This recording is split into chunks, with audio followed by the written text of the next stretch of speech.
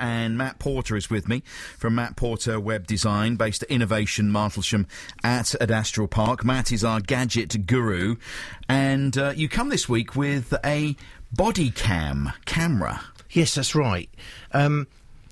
This kind of these things are on the increase. With we were talking to the police the other day on Crime Beat about a week ago, and the police are increasingly wearing body cams so that they can record incidents when they're talking to people, because sometimes people say, "Oh, the policeman said this, did that," but they can now record it all on a body cam. Yes, some of the constabularies, having looked around, did a bit of research on it, have actually picked up on these cameras where they're suggesting that using them reduces the paperwork for policemen wearing them, reduces complaints for people how they've been dealt with by the police. It's all kind of reducing cost, reducing time, and also you're picking up on perhaps evidence that you may not have seen yourself as a policeman or a security guard. They're aimed at security guards as well, so they're kind of quite a rugged clip-on device. So it's probably the size of a credit card in sort of area, but it's about an inch thick.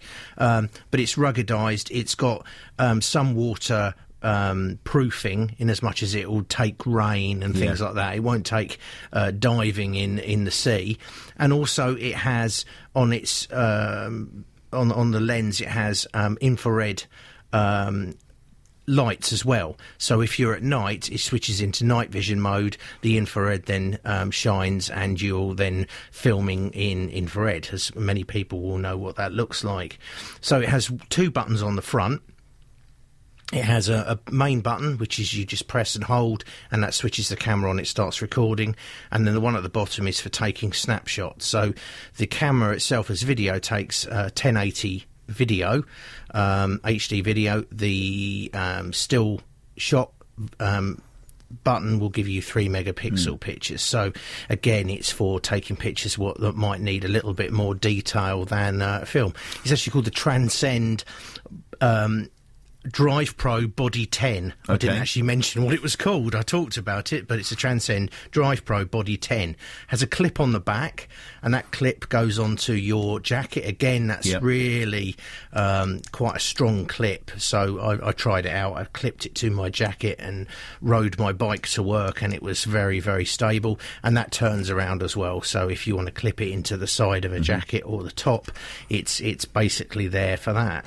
So who would use that then? I can see that. Obviously, the police use it. You mentioned, security staff. I can see door staff being issued with those kind of things. I think that's an excellent idea, because we know that door staff at nightclubs and those kind of things, they sometimes have issues with perhaps drunken patrons or things like that, or even an emergency situation. And again, it's to give evidence, really. When you take the video on this, it's time stamped, and you can also set the name on it as well, so you can actually put your own name.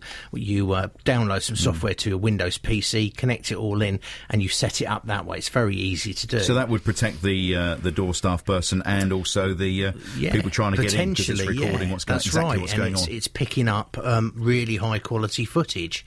So it's these things are on the increase for police forces around the world. They're all looking into various types of body cams. This one, like I said, is quite rugged and would suit other people. I thought about the Ipswich fireworks, at Christchurch Park. Again, there's lots of people walking around there that are perhaps becoming very useful as well. So that kind of thing is what it's aimed at. Expensive? About £100. Not too bad, actually, for what it is. It's very straightforward. The battery lasts for ages on it, and they also, when they sell it to you, they give you a 32 gigabyte memory card with it, which gives you hours worth of footage. So that's really kind of like a generous amount of storage, really. Okay. More details from thegadgetman.org.uk. That's right. Thegadgetman.org.uk. You were talking about these hoverboard things the other day. Yes. And, of course, they hit the news pretty soon after. They did, yeah. You talked about some of them being a bit dodgy with the electrics. That's and right. trading standards have picked up on that. They some have, coming through Felixstowe. Yeah, they're, as we said, or as I said last week, these are manufactured by what are called copycat manufacturers in China a lot of the time, not all of them. And when you go for those copycat things, then there's safety is Don't be overlooked. tempted to get one of these on the cheap. Yeah, there's the issue I saw on Watchdog was the size of the plug, where there wasn't enough protection around how you held the plug, so you could theoretically touch the pins as you plugged it in.